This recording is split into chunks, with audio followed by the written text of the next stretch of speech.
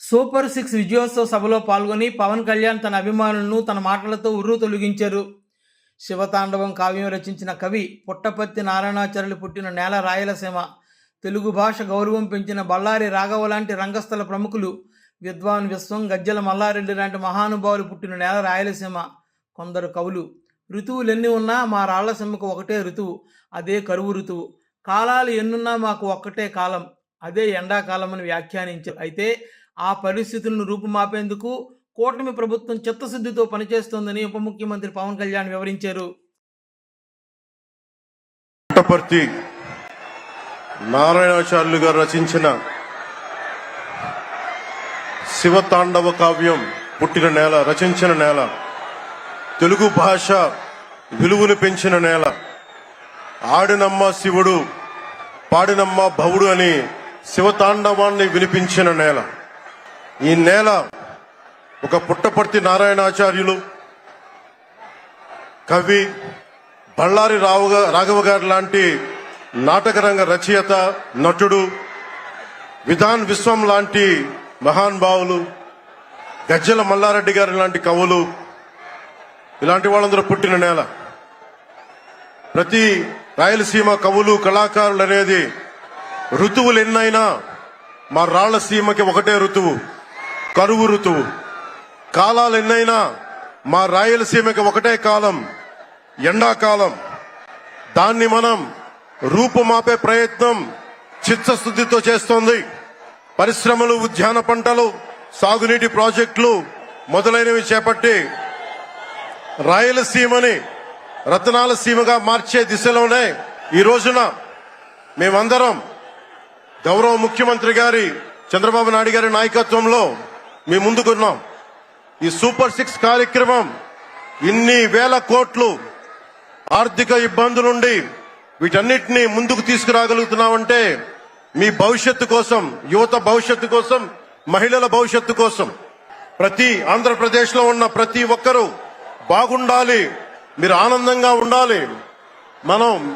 మీరే అన్నారు, ఆ రోజు మేము అడిగాం, రాష్ట్రం బాగుండాలి, యద్భావం తద్భవతి. మీరు ఎలా ఆలోచించారో మేమందరం కలిసికట్టుగా పార్టీలు వేరైనప్పటికీ రాష్ట్ర హితువు, రాష్ట్ర శ్రేయస్సును దృష్టిలో పెట్టుకొని ఈ రోజున మీ ముందుకొచ్చి ఇంత ఘన విజయంగా, ఇంత దిగ్విజయంతో ఈ సూపర్ 6 కార్యక్రమాన్ని మీ ముందుకు తీసుకొచ్చాం. దీని సూపర్ 6 కార్యక్రమానికి సంబంధించి భవిష్యత్తు రాయలసీమ వెనుకబాటుతనం గురించి, దానికి నీటి సౌకర్యాల గురించి, పారిశ్రామిక గురించి గౌరవ ముఖ్యమంత్రి గారు మాట్లాడతారు. నేను చెప్పదలుచుకున్నది ఒకటి, ఆరోగ్య బీమా పథకం సాకారం కాబోతుంది.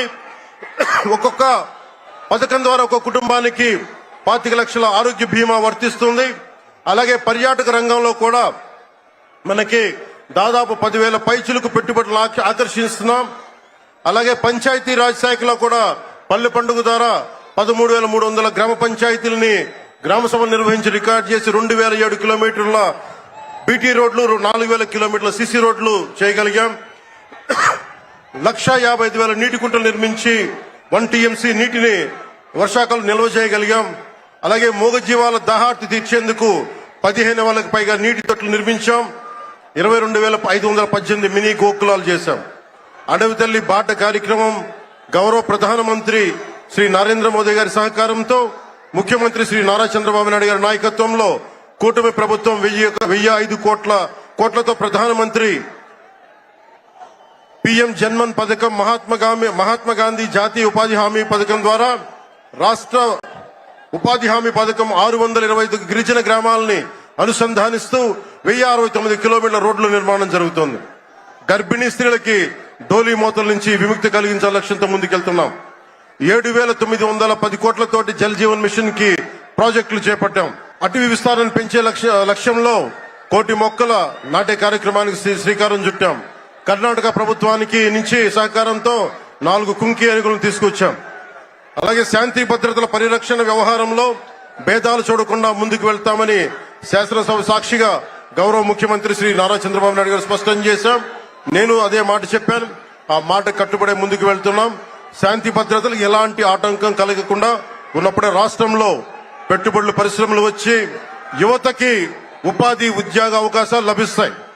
ముఖ్యంగా మన రాయలసీమ యువతకి మీరు ఉపాధి అవకాశాలకు వేరే రాష్ట్రాలకు వెళ్లకుండా మన అనంతపురంలో, మన కర్నూలు, మన కడప, మన చిత్తూరు జిల్లాల్లో మొత్తం ఉపాధి అవకాశం పక్క రాష్ట్రాల నుంచి మనకు వచ్చేలాగా పారిశ్రామికరణ జరగాల దిశగా గౌరవ ముఖ్యమంత్రి నారా చంద్రబాబు నాయుడు గారు ఆధ్వర్యంలో, ఆయన నాయకత్వంలో ముందుకు తీసుకెళ్తున్నాం. కూటమి ప్రభుత్వం ప్రతి అడుగులోనూ త్రికరణ శుద్ధితో పనిచేస్తుంది. గౌరవ ప్రధానమంత్రి శ్రీ నరేంద్ర మోదీ గారి వికసిత్ భారత్ విజన్ దిశగా గౌరవ ముఖ్యమంత్రి శ్రీ నారా చంద్రబాబు నాయుడు గారి నాయకత్వంలోని కూటమి ప్రభుత్వం ముందుకు సాగుతూ 2047 నాటికి ఆంధ్రప్రదేశ్ ని దేశంలో నెంబర్ 1 రాష్ట్రంగా తీర్చిదిద్దుతామని మీ అందరికీ తెలియజేసుకుంటూ జై భారత్, జై హింద్.